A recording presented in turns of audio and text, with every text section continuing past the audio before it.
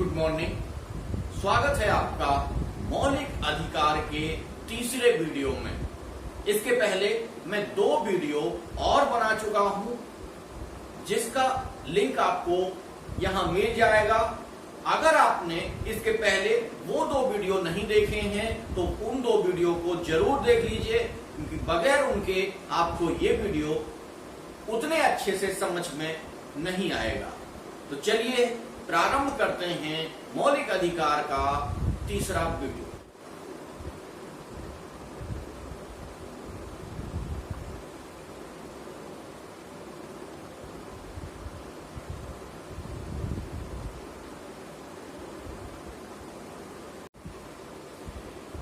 सातवां और अंतिम मौलिक अधिकार है संवैधानिक उपचार का अधिकार। इसको अनुच्छेद 32 में बताया गया है। भारतीय संविधान के जनक डॉक्टर भीमराव अंबेडकर ने इस संविधान को संविधान की आत्मा से संज्ञापित किया है। तो सोचिए ये अनुच्छेद कितना महत्वपूर्ण है कि संपूर्ण संविधान की आत्मा के रूप में ये जाना जाता है। अब हम देखते हैं कि इसमें है क्या। अनुच्छेद 32 में न्यायपालिका को मौलिक अधिकार का संरक्षक बनाया गया और कहा गया कि जब मौलिक अधिकारों का परिवर्तन नहीं होगा तो व्यक्ति अनुच्छेद 32 के माध्यम से सर्वोच्च न्यायालय में और अनुच्छेद 226 के माध्यम से उच्च न्यायालय में जाकर अपने मौलिक अधिकारों को प्रारंभ करवा सकता है। अब इसमें हम देखते हैं कि सर्वोच्च न्यायालय किन किन आधारों पर किस तरीके से इस व्यवस्था को लागू करता है। सर्वोच्च न्यायालय इस अनुच्छेद में 5 तरीके की रिटों को निर्गत करता है। नंबर 1 बंदी प्रत्यक्षीकरण, नंबर 2 परमादेश, नंबर 3 प्रतिषेध, नंबर 4 उत्प्रेषण और नंबर 5 अधिकार प्रक्षा। अब आप ये समझ लीजिए कि इन रिट्स में क्या क्या होता है। सबसे पहली रिट है बंदी प्रत्यक्षीकरण। बंदी प्रत्यक्षीकरण क्या होता है? न्यायालय में कोई व्यक्ति जाकर बताता है कि हमारे इस व्यक्ति को इन्होंने बंदी बना लिया है, अतः इस बंदी के साथ इन्होंने क्या अच्छा क्या बुरा किया है इसकी जानकारी हमें नहीं है, उस व्यक्ति से हमको नहीं मिलने दिया जा रहा है, अतः उस व्यक्ति को न्यायालय के समक्ष ये प्रस्तुत करें और न्यायालय को बताएं, उस बंदी को न्यायालय के समक्ष प्रस्तुत करें। ये बहुत ही महत्वपूर्ण रिट है जिसका आजकल सबसे ज्यादा प्रयोग होता है। जैसे आपको देखने में लगेगा कि शायद किसी व्यक्ति को पुलिस ने पकड़ लिया है और पुलिस उसको गायब किए हुए है, तब लोग जाते हैं कि पुलिस से हमारे बंदी को छुड़वाया जाए, लेकिन ऐसा नहीं है। इसका प्रयोग सामाजिक तौर पर सबसे ज्यादा होता है, जैसे कि लव मैरिज में या समाज के अन्य विवादों में भी इसका प्रयोग होता है। जैसे एक स्त्री एक पुरुष ने शादी की और स्त्री शादी के पश्चात अपने माँ बाप के पास चली गई। माँ बाप के पास जाने के बाद फिर वो पति से नहीं मिल पा रही है, पति को यही जानकारी नहीं है कि वो कहाँ है। तब वो पति जाके न्यायालय में ये रिट जारी करवाने का प्रयास करता है कि हमारी पत्नी जिसको इन्होंने गायब कर दिया है उसके साथ क्या उचित किया है, क्या अनुचित किया है, ये हमें जानकारी नहीं है, अतः हमारे बंदी को जिसे इन्होंने बंदी बना रखा है उसे न्यायालय के समक्ष प्रस्तुत किया जाए। दूसरी चीज एक और आती है, जब किसी व्यक्ति के द्वारा किसी अन्य व्यक्ति का अपहरण कर लिया जाता है और उस अपहरण में ये ज्ञात हो जाता है कि वो व्यक्ति फला व्यक्ति के पास है, लेकिन वो बताता नहीं है, तब भी उसके खिलाफ इस रिट याचिका को जारी करवाया जाता है। दूसरी जो हमारी रिट है वो है परमादेश, यानी कि परम आदेश, यानी कि ऐसे रिट जिसमें कि लोक प्राधिकारी, सरकार तथा निगम अपने कर्तव्यों का पालन नहीं करते हैं। देख लीजिए यहां किसके लिए हो रहा है? लोक प्राधिकारी, सरकार तथा निगम जो अपने कर्तव्यों का पालन नहीं कर रहे हैं, अपने कर्तव्यों के पालन करने में ढिलाई बरत रहे हैं, तब इस रिट को, इस परम आदेश को निकलवाया जाता है कि आप तत्काल ये कार्य करें, आप किसी भी कार्य को लटकाएं नहीं, लाल फीता शाही के उसमें कार्य में इसको लटकाएं ना। इसके लिए इस रिट को जारी करवाया जाता है। लेकिन यहां ध्यान रखने वाली बात है कि ये व्यक्तिगत निजी व्यक्तियों पर ये रिट लागू नहीं होती है। तीसरी रिट आती है प्रतिषेध और चौथी रिट आती है उत्प्रेषण। प्रतिषेध और उत्प्रेषण दोनों ही रिट न्यायालय अपने अधीनस्थ न्यायालय के लिए जारी करते हैं। बहुत समानता है एक दूसरे में, थोड़ा सा अंतर है, समझ लीजिए।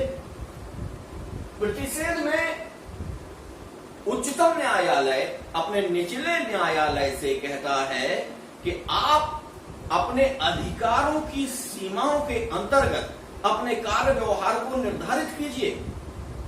यानी कि प्रतिषेध में निचले न्यायालय को उच्च न्यायालय रोकता है, लेकिन यदि वो रिट पहुंचने से पहले ही वो कार्य हो जाता है, तब उच्चतम न्यायालय दूसरी रिट जारी करता है कि आपने अपनी सीमाओं से बाहर जाकर ये कार्य कर दिया है, तो इस कार्य को रोका जाता है और आपको ये हिदायत दी जाती है कि आगे से आप ऐसा कार्य ना करें।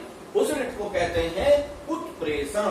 यानी कि याद कर लीजिए, प्रतिषेध निचले न्यायालय को रोकने के लिए होता है और उत्प्रेषण रोकता भी है और किए गए कार्य को समाप्त भी करता है। अगली रिट है अधिकार परीक्षा। अब अधिकार परीक्षा क्या होता है? अधिकार परीक्षा में सार्वजनिक पद को अवैध ढंग से धारण कर लेने वाले व्यक्ति से ये पूछा जाता है कि आपने किस नियम के तहत इस पद को धारण किया है।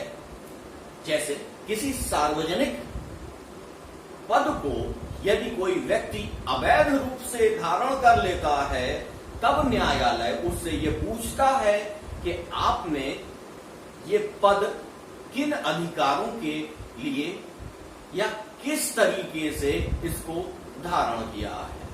इन रिट्स के माध्यम से हम अपने संपूर्ण मौलिक अधिकारों का क्रियान्वयन करा सकते हैं।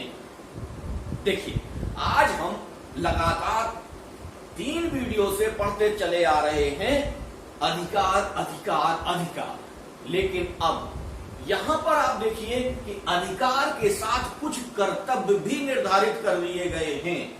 वो कर्तव्य क्या हैं, कैसे हैं, इनकी चर्चा हम अभी करेंगे।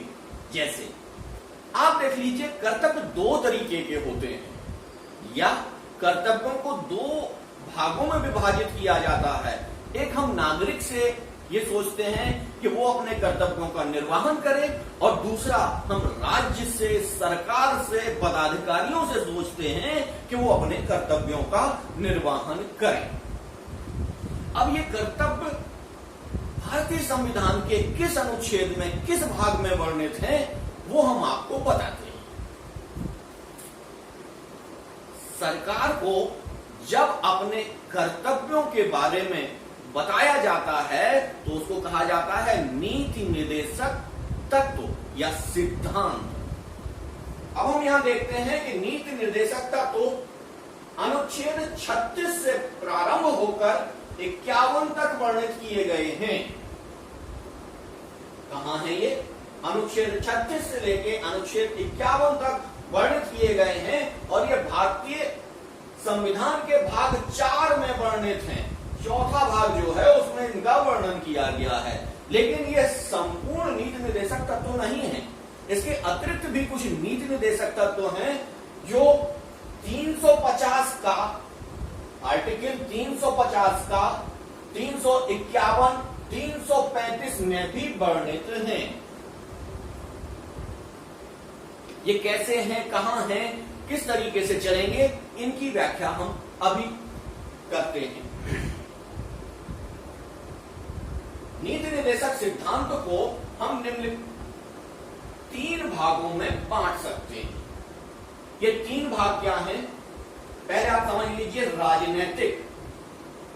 जब हम नीति निर्देशक सिद्धांतों का विभाजन करते हैं तो सबसे पहले आता है राजनीतिक, यानी कि राजनीतिक दृष्टि से जो नीति निर्देशक तत्व हैं वो कौन कौन से हैं और किन अनुच्छेदों में उनका वर्णन किया गया है। आइए हम देखते हैं कि पहला है ग्राम पंचायतों का गठन। कौन सा है? पहला है ग्राम पंचायतों का गठन, जो अनुच्छेद 40 में वर्णित है। दूसरा है समान नागरिक संहिता। समान नागरिक संहिता ये अनुच्छेद 44 में वर्णित है। तीसरा है कार्यपालिका से न्यायपालिका का पृथक्करण, यह अनुच्छेद 50 में वर्णित है। चौथा है अंतरराष्ट्रीय शांति और सुरक्षा में वृद्धि, ये अनुच्छेद 51 में वर्णित है। अब हमने देखे ये राजनीतिक जो नीति निर्देशक सिद्धांत हैं। अब हम चलते हैं सामाजिक नीति निर्देशक सिद्धांत पे। सामाजिक नीति निर्देशक सिद्धांत क्या है? ये अनुच्छेद 46 में बताया गया है कि SC ST के शिक्षा एवं अर्थ संबंधी हितों में वृद्धि करेगा राज्य। क्या करेगा राज्य? SC ST के शिक्षा एवं अर्थ संबंधी हितों में वृद्धि करेगा। यहां आप देख लीजिए कि मौलिक अधिकार और नीति निर्देशक सिद्धांत में अंतर यह है कि सरकार यदि इनको प्रभावी नहीं करती है तो हमारे पास ऐसा कोई ऑप्शन नहीं है जिससे हम इनको न्यायालय जाके लागू करवा सकें।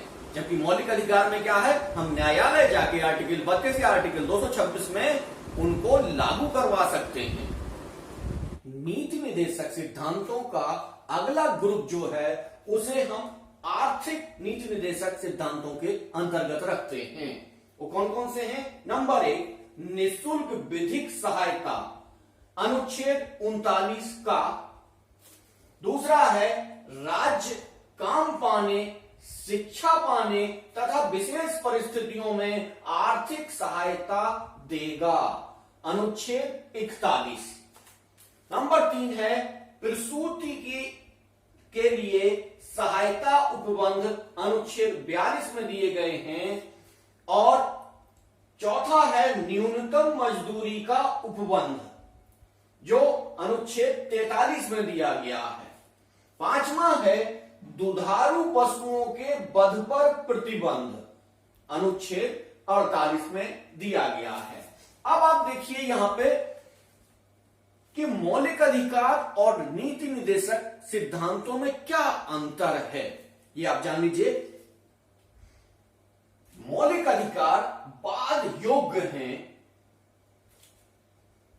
और नीति निर्देशक सिद्धांत बाध योग्य नहीं है। यानी कि नीति निर्देशक सिद्धांत को आप न्यायालय में जाके लागू नहीं करवा सकते हैं, जबकि मौलिक अधिकार को आप न्यायालय में जाके लागू करवा सकते हैं। अगला इनकी प्रकृति। मौलिक अधिकारों की प्रकृति नकारात्मक है। इसमें राज्य को रोका ही जाता है कि आप ये नहीं करेंगे, आप ये नहीं करेंगे, सारी चीजों में उसको रोका जाता है। जबकि नीति निर्देशक सिद्धांत सकारात्मक है, उनमें हमेशा कहा जाता है कि आपको ये कार्य करना है, आपको ये कार्य करना है, तो दोनों की प्रकृति में अंतर है। तीसरा है लोकतंत्र, यानी कि मौलिक अधिकार राजनीतिक लोकतंत्र की स्थापना करते हैं। मौलिक अधिकार क्या करते हैं? राजनीतिक लोकतंत्र की स्थापना करते हैं, जबकि नीति निर्देशक सिद्धांत आर्थिक तथा सामाजिक लोकतंत्र की स्थापना करते हैं। अगला है कि इसकी सीमा क्या है। मौलिक अधिकार में सीमाएं लगाई गई हैं, अपवाद होते हैं, लेकिन नीति निर्देशक सिद्धांत में किसी भी प्रकार की कोई सीमा नहीं होती है, अपवाद नहीं होते हैं। इस तरीके से हम देखते हैं कि मौलिक अधिकार के साथ राज्य को नीति निर्देशक सिद्धांतों का भी वर्णन संविधान में विस्तृत रूप से किया गया है और कहा गया है कि जब राज्य समर्थ हो जाए, जब राज्य के पास ऐसी आर्थिक स्थितियां हो जाएं कि वो इसको लागू कर सकें, तो सबसे पहला कार्य उनको करना है कि इन नीति निर्देशक सिद्धांतों को समाज में लागू करना है, राज्य में लागू करना है। लेकिन चूंकि स्वतंत्रता के पश्चात ऐसी स्थितियां नहीं थी, तो संविधान निर्माताओं ने कहा कि यह सरकार का दायित्व होगा कि वो ये करें, लेकिन कोई व्यक्ति न्यायालय में जाके उनको लागू नहीं करवा सकता है।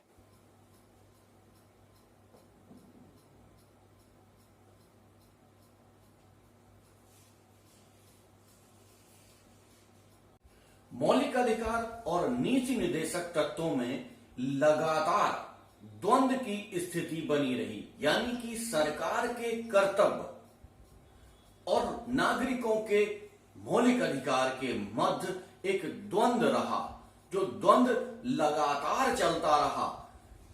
सर्वोच्च न्यायालय ने अपने कई निर्णयों में कभी मौलिक अधिकारों को प्राथमिकता दी तो कभी नीति निर्देशक तत्वों को प्राथमिकता दी, और लगातार संविधान संशोधन के माध्यम से भी इसका प्रयास किया गया।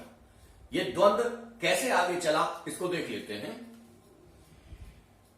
सर्वप्रथम चंपक दोराईजन बनाम मद्रास राज्य 1951 और सज्जन सिंह बनाम राजस्थान राज्य 1965 में कहा गया कि नीति निर्देशक तत्व मौलिक अधिकारों की उपेक्षा नहीं कर सकते हैं, लेकिन प्रथम तथा चतुर्थ संविधान संशोधन अधिनियम को वैध मानते हुए सर्वोच्च न्यायालय ने सद्भावनापूर्ण संरचना का नाम दिया और एक विवाद को अपने ही निर्णय में जन्म दिया, जो लगातार चलता रहा।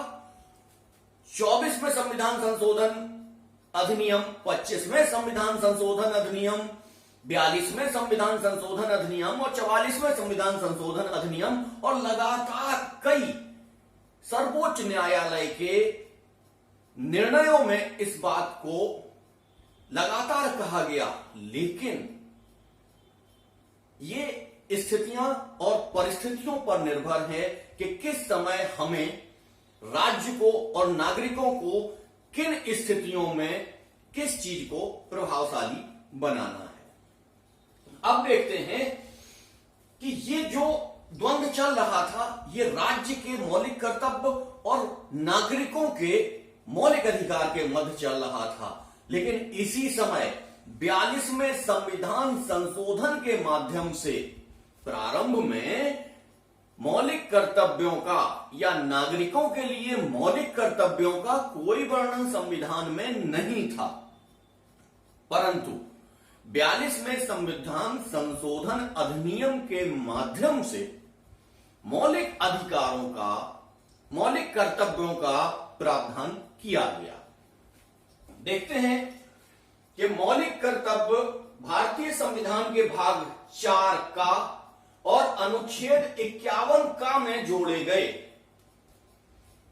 इसके प्रारंभ कैसे होता है? सर्वप्रथम इसके लिए एक समिति गठित की गई जिसका नाम था स्वर्ण सिंह समिति, यानी कि स्वर्ण सिंह समिति की सिफारिश पर 42वें संविधान संशोधन के माध्यम से 10 मौलिक कर्तव्यों को संविधान में जोड़ा गया। कितने मौलिक कर्तव्यों को? 10 मौलिक कर्तव्यों को संविधान में जोड़ा गया। लेकिन उसके पश्चात 86 में संविधान संशोधन के पश्चात एक नए मौलिक अधिकार को जोड़ा गया। तो अब मौलिक अधिकार हमारे बढ़कर कितने हो गए हैं? 11 हो गए हैं, 10 नहीं हैं। अगर आप पुरानी किताबों में 10 पढ़ रहे हैं तो वो गलत है। अब हमारे पास 11 मौलिक अधिकार, मौलिक कर्तव्य हो गए हैं।